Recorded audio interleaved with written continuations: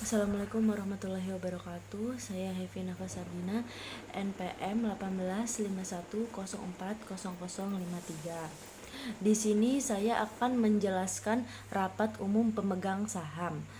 Rapat umum pemegang saham merupakan organ tertinggi dalam struktur Kalbi or UPS, berperan sebagai mekanisme utama untuk melindungi dan melaksanakan hak-hak memegang saham.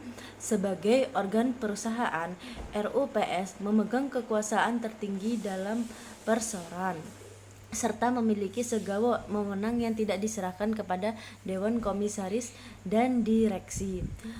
Namun demikian, RUPS tidak dapat melakukan intervensi terhadap pelaksanaan tugas, fungsi dan wewenang Dewan Komisaris dan Direksi. Hal ini tidak menindakkan otoritas RUPS untuk menjalankan hak dan kewajiban sesuai ketentuan anggaran dasar dan peraturan yang berlaku. RUPS merupakan wadah para pemegang saham untuk mengambil keputusan penting yang berkaitan dengan modal yang ditanamkan dalam perusahaan dengan memperhatikan ketentuan anggaran dasar dan peraturan perundang-undangan. Pengambilan keputusan dalam RUPS harus dilakukan secara wajar dan transparan dan didasarkan pada kepentingan usaha perseroan dalam jangka panjang.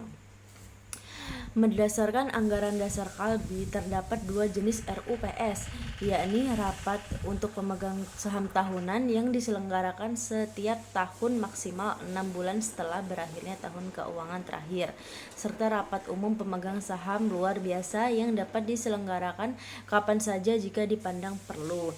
Pada tahun 2020, perseroan menyelenggarakan RUPS tahunan pada tanggal 18 Mei 2020. Sebelum pelaksanaan RUPS, Kalbi telah mempublikasikan pengumuman dan undangan kepada pemegang saham sesuai dengan ketentuan yang berlaku. Kemudian saya akan menjelaskan lagi tentang RUPS right issue.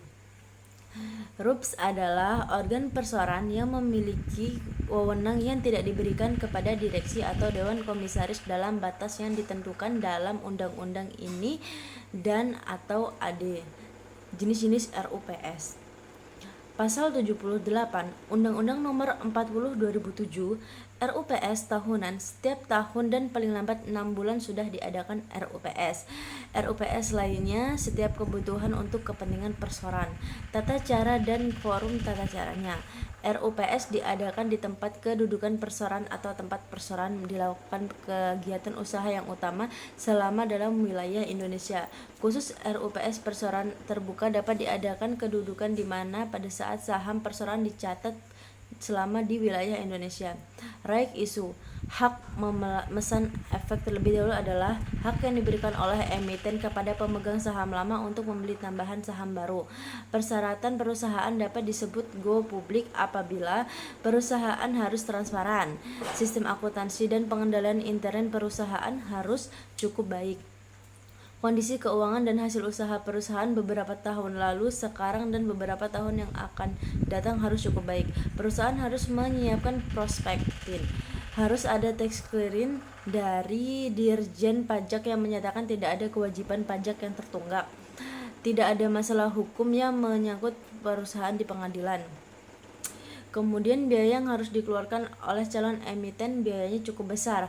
Karena proses go publik diperlukan jasa dari lembaga pendukung seperti financial consultant, lead atau main underwrite, sub underwrite, kantor akuntansi publik, legal consultant, notaris, tax consultant, appraisal company, biro administrasi efek. Tujuan pemeriksaan atas proses reg issue. Tujuan pemeriksaan reg issue adalah memeriksa kewajaran proses reg issue dalam arti apakah dilakukan sesuai dengan Ketua Pasar Modal Nomor KEP 26 PM 2003 tanggal 17 Juli 2003. Demikian pembahasan yang telah saya jelaskan. Apabila ada kesalahan saya mohon maaf. Wassalamualaikum warahmatullahi wabarakatuh.